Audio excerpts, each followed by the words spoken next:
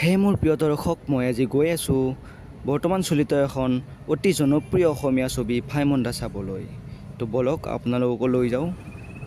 আৰু এইফালে মই পাই গ'লোঁ শৰাইঘাট দলং। শৰাইঘাট দলঙত জাম থাকেই দিয়ক। আৰু এইফালে মোৰ গন্তব্যস্থান পাবলৈ বেছি দূৰ নাই দিয়ক, আৰু 1.3 কিলোমিটাৰ দেখাই আছে ইয়াৰ পৰা। আৰু ফাইনেলি মই পাই গ'লোঁ জালুকবাৰী। আৰু জালুকবাৰীলৈ মই দাদাৰ লগতে আহিছিলোঁ। দাদাই দিছপুৰ যাব, তো দাদাক বিদায় দি মই এতিয়া যাব লাগিব অভাৰব্ৰিজৰ তললৈ, কাৰণ মই যাম জালুকবাৰী আৰু আদাবাৰীৰ মাজতে থকা NCS গড়মূললৈ। আৰু যিহেতু মই ইয়াৰ পৰা মাত্ৰ 1 কিলোমিটাৰ অতিক্ৰম কৰিলেই মই মোৰ গন্তব্যস্থান পাই যাম, সেয়েহে যিমান ৰ'দ দিলেও মই আজি খোজকাঢ়িহে যাব চেষ্টা কৰিম গাইজ। তো বলকচোন আপোনালোকক মোৰ লগত খোজকাঢ়ি। আৰু মোৰ কাৰণে এটা ভাল কথা কি জানেনে গাইজ, মই অনলাইন টিকট বুকিং কৰিয়ে থৈ দিছোঁ, তাত গৈ মই টিকট কাটিব লগাও নাই। আৰু গাইজ, আপোনালোকৰো যদি এনেহেন জনশূন্য জালুকবাৰীখন চাবলৈ মন আছে, তেনেহ'লে আপোনালোকে আহিব লাগিব মোৰ দৰেকৈ সূৰ্যই মূৰৰ ওপৰত উঠি দি থকা ৰ'দৰ সময়ত। তো আহক আপোনালোকে আৰু এনেহেন জনশূন্য জালুকবাৰীখন চাই যাওক। আৰু এনেকৈয়ে সূৰ্য দেৱতাৰ চৰণ মূৰত লৈ কিছু দূৰ অতিক্ৰম কৰি মই পাই গ'লোঁ NCS স্কুৱেৰ মল।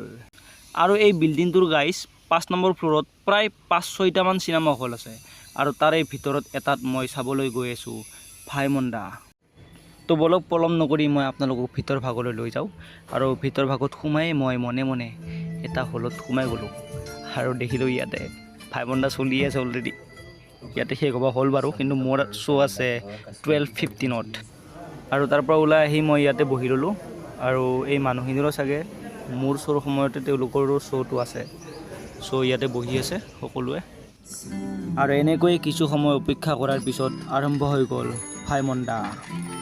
তো আপোনালোককো 2-এটা ক্লিপ দেখাই আছোঁ, বেছি দেখাব নোৱাৰোঁ বাৰু। আৰু গাইজ, এই চিনেমাখনৰ মোৰ আটাইতকৈ ভাল লগা চিনটো হ'ল এই জুবিন দাই যে হিয়া দিয়া নিয়াৰ গানটো মানে থিম ছংটো ডাবিং কৰিবলৈ আহিছিল, সেইখিনি সময় বহুত ভাল লাগে গাইজ। আপোনালোকে চাওকচোন অলপমান। মই ফিলাৰখিনি গাই যাম, আপুনি ঠিক কৰক।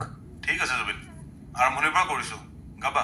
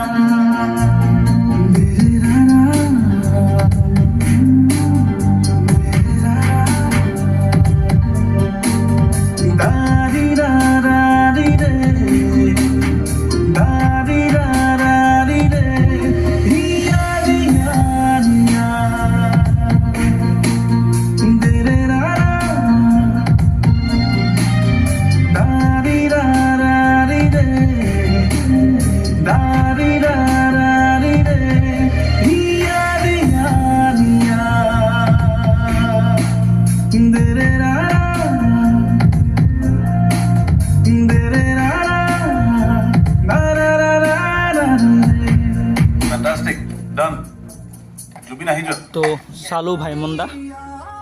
চিনেমাখনত আচলতে আমাৰ শ্ৰদ্ধাৰ মুনীন বৰুৱা ওৰফে ভাইমন্দা, তেখেতে আমাৰ অসমীয়া ছবি জগতখনৰ ইণ্ডাষ্ট্ৰিটোক কেনেকুৱা ধৰণৰ এটা অভাৱনীয় অৱস্থাৰ পৰা বৰ্তমান অৱস্থালৈ আনিছে, তাৰেই কিছু আভাস, অৰ্থাৎ কিছু কাহিনী উপস্থাপন কৰিছে। তো এইখিনিয়ে আছিল।